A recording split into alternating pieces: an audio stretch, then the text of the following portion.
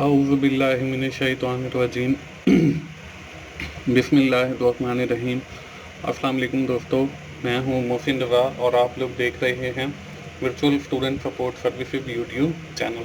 दोस्तों, जिन दोस्तों ने अभी तक मेरा चैनल सब्सक्राइब नहीं किया है वो जल्दी से मेरा चैनल सब्सक्राइब कर लें ताकि मेरी हर आने वाली वीडियो, हर आने वाला लेक्चर आप लोगों तक पहुंच सके और आप उससे सीख सकें। दोस्तों, इसके साथ ही मेरे दो नए यूट्यूब चैनल भी हैं, जिसमें एक टीचर्स ऑनलाइन है जिसके ऊपर आपके जो मुश्किल सब्जेक्ट हैं उनके लेक्चर रिकॉर्ड करके मैंने रखे हैं, और दूसरा चैनल मेरा की टू सक्सेस है जिसके ऊपर आपकी एग्ज़ाम की तैयारी के हवाले से, यानी कि मिड टर्म और फाइनल टर्म की तैयारी के हवाले से, और आप लोगों के जो ग्रैंड क्विज़ आ रहे हैं उसकी तैयारी के हवाले से मैंने काफ़ी अच्छा मटेरियल अपलोड किया है।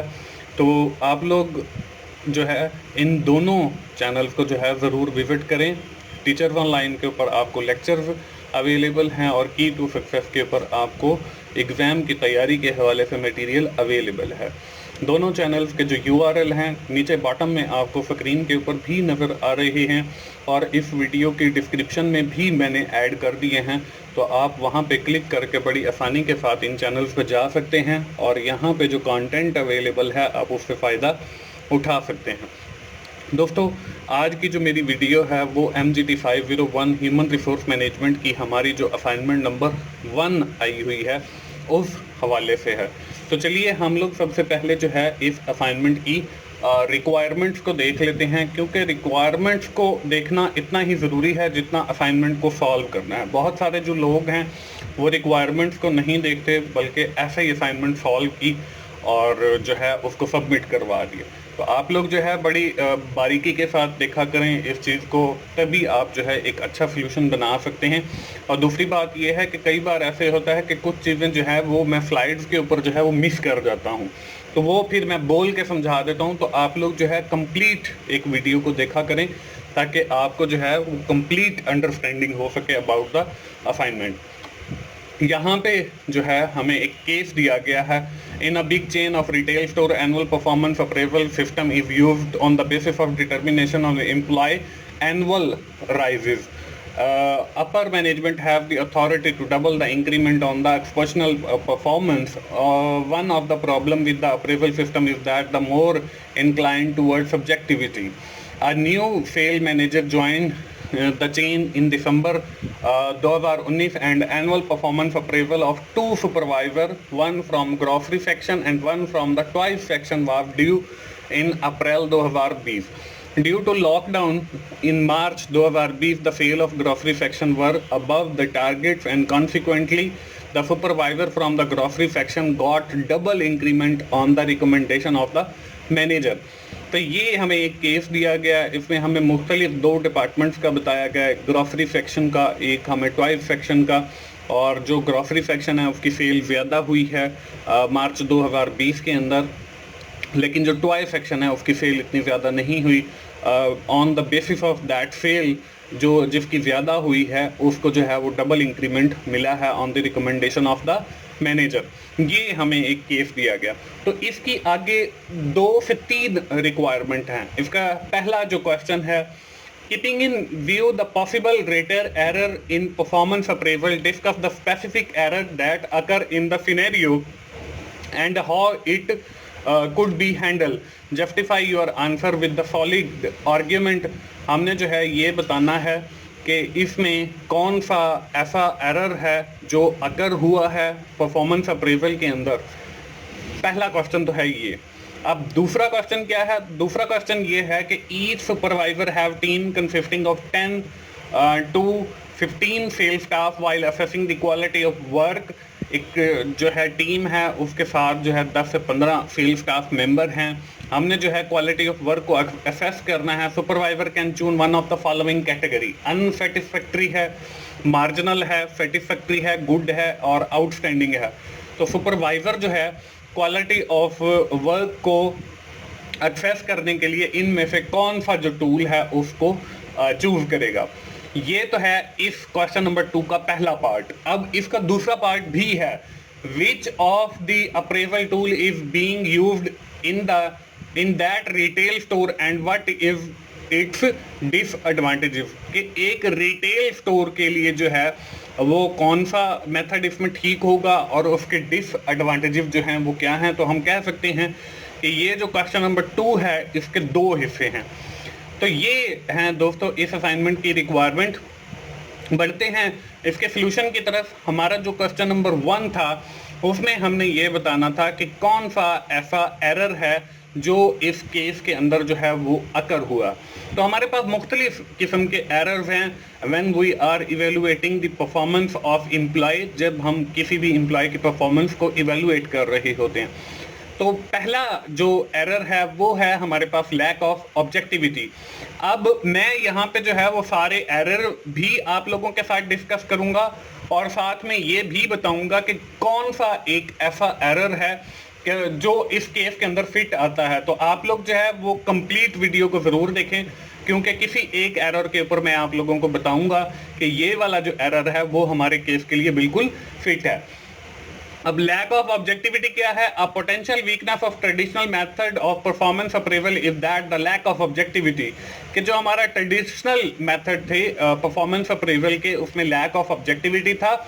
अब ऑब्जेक्टिविटी क्या है? Objectivity is the work place mean using fair unbalanced criteria for making decision concerning employee और कंपनी प्रॉब्लम, कि हम जो है अनबैलेंस और अनफेयर एक क्राइटेरिया यूज करते हैं फॉर डिसीजन मेकिंग और इसके जरिए जो है कंपनी के प्रॉब्लम्स को हल करते हैं। Decision are based on the hard facts and evidence, not on the personal judgement of one person or group, कि इसमें हम जो है जो भी फैसला करते हैं वो हम जो है पर्सनल जजमेंट के ऊपर नहीं करते बल्कि हार्ड फैक्ट्स के ऊपर करते हैं। तो ये है हमारा ऑब्जेक्टिविटी। अब हमारा जो केस है उसके अंदर ये वाला एरर भी एग्जिस्ट कर सकता है, क्योंकि उसमें सब्जेक्टिविटी के ऊपर जोर दिया गया है, उसमें जो है हार्ड फैक्ट्स के ऊपर यानी कि सेल के ऊपर जो है फैसला किया गया है to double the increment of an employee. उसमें कोई पर्सनल जो जजमेंट है उस बंदे की हो सकता है कि जो दूसरा टॉय सेक्शन वाला एम्प्लॉय है वो ज्यादा मेहनती हो, तो वो हमें पता चल रहा था पर्सनल जजमेंट के जरिए, वो हमने की नहीं है, तो इसमें ये एरर भी हो सकता है। अब हमारा जो केस है उसके अंदर 2-3 एरर ऐसे हैं जो हो सकते हैं, तो वो मैं पहला आपको बता दिया कि ये भी हो सकता है। तो अब आप लोगों ने एक एरर को आइडेंटिफाई करना है, जो आपको ठीक लगे वो लिखना है। अब इसमें लैक ऑफ ऑब्जेक्टिविटी भी मैंने बता दिया, ये भी फिट आ सकता है। तो दूसरे भी एरर हैं 1-2 जो मैं आपको बताऊंगा कि ये भी आपके केस में फिट आ सकते हैं। तो आपने इनमें से जो मैं बताऊंगा उसमें से आपने कोई एक जो है फिर सेलेक्ट करना है जिसके ऊपर आप जो है विद इन डिटेल डिस्कशन कर सके। अब दूसरा जो है वो है हेलो एरर। अब हेलो एरर क्या होता है? Occur when evaluator perceive one factor as being the pronounced importance and give a good or bad overall rating to the employee based on this factor। अब हेलो एरर ये होता है कि हम कोई एक फैक्टर जो है वो सिलेक्ट कर लेते हैं on the basis of this factor, के हम कहते हैं कि ये जो एम्प्लॉय है ये अच्छा है या बुरा है। अब हमारा जो केस है उसके अंदर देखें जो इवेल्युएटर है उसने सिर्फ एक ही फैक्टर जो है वो सिलेक्ट कर लिया है। वो फैक्टर क्या है? वो सेल फैक्टर है, कि सेल ज्यादा हो गई है, उसके टारगेट्स पूरे हो गए हैं, उसने सिर्फ उसी चीज को देखा है और उसकी जो इंक्रीमेंट है उसके लिए उसने रिकमेंडेशन दे दी है। तो ये हेलो एरर है और हेलो एरर भी जो है हमारे केस के अंदर फिट आ सकता है। इसके बाद जो तीसरा एरर है वो लियंसी एंड स्ट्रिक्टनेस है। The giving of under served high और लो रेटिंग, कि हम जो है हमारे नीचे जो लोग काम कर रहे हैं किसी को जो है हम हाई रेटिंग दे दें और किसी को जो है वो हम लो रेटिंग दे दें। तो ये वाला जो एरर है ये हमारे इस केस के अंदर नहीं आ सकता। इसके बाद जो है चौथा जो एरर है वो है central tendency. Occur when employees are incorrectly rated near the average or middle of the scale, कि हमारे पास 10 लोग काम कर रहे हैं, उसके अंदर कुछ लोग जो हैं वो ज्यादा काम कर रहे हैं, कुछ लोग जो हैं वो कम काम कर रहे हैं। हमने सबको जो है बराबर रेटिंग दे दिया, मतलब सबकी परफॉर्मेंस को जमा किया और जितने नंबर हैं उस पर डिवाइड किया, तो एवरेज जो आई वो हमने हर एम्प्लॉय को जो है एवरेज मतलब सेंट्रल टेंडेंसी के हिसाब से रेटिंग दे दी। तो ये वाला जो एरर है ये भी हमारे केस के अंदर नहीं आता। इसके बाद अगला जो एरर है वो है रीसेंट बिहेवियर बाइस। अब ये वाला जो एरर है ये हमारे केस के अंदर फिट आ सकता है। It is only natural to remember recent behaviour more clearly than action from the more different past. कि आपने जो है वो सिर्फ करंट बिहेवियर को देख लिया है उस एम्प्लॉय के, और जो उसने माजी के अंदर अच्छी परफॉर्मेंस दी है उसको आपने इग्नोर कर दिया।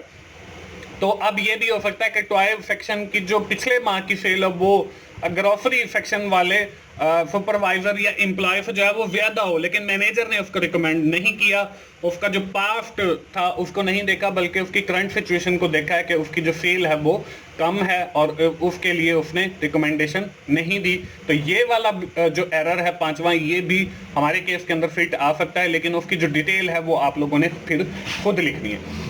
इसके बाद अगला जो एरर है वो हमारे पास है जी पर्सनल बाइस। अब पर्सनल बाइस के अंदर क्या होता है कि सुपरवाइजर डूइंग परफॉर्मेंस अप्रेजल में have bias related their employee personal characteristics such as race, religion, gender, disability and age group.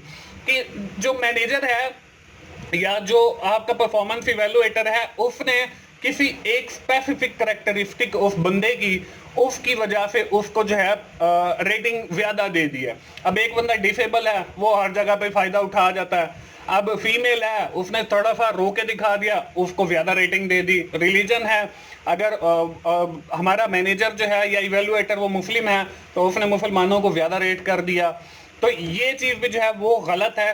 तो ये पर्सनल जो बाइस है या किसी के साथ हमारी जाती दुश्मनी है उसको जो है हम लो रेट दे दें, किसी के साथ हम अच्छा हमारा बिहेवियर है तो उसको हम हाई रेट दे दें, तो ये सारे जो हैं ये पर्सनल बाइस हैं, आपके पर्सनल कन्फ्लिक्ट्स हैं।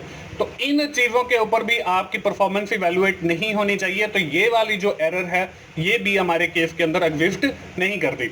इसके बाद आखिरी जो है वो है manipulating the evaluation. In some instances supervisor control virtually every aspect of appraisal process and therefore in a position to manipulate the system।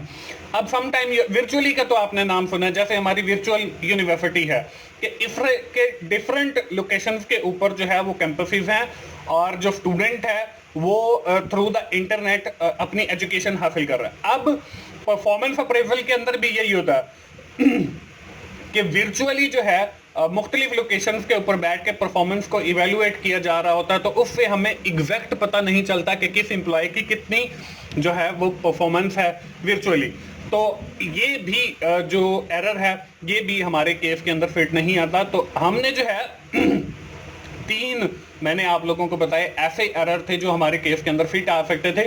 तो अब आपने अपनी मर्जी से जो है एक एरर सेलेक्ट करना है और उसको जो है फिर अपने अल्फाज के अंदर डिटेल उसकी लिखनी है। दोस्तों ये था हमारा पहला क्वेश्चन असाइनमेंट नंबर 1 का ह्यूमन रिसोर्स मैनेजमेंट की। इसके बाद आता है क्वेश्चन नंबर 2। अब क्वेश्चन नंबर जो 2 था उसमें भी 2 सेक्शन थे। पहला जो सेक्शन था उसमें यह था कि एक सुपरवाइजर क्वालिटी ऑफ वर्क को एक्सेस करने के लिए कौन सा टूल इस्तेमाल करेगा। तो in my point of view मैंने जो है वो मार्जिनल जो टूल है उसको सेलेक्ट किया।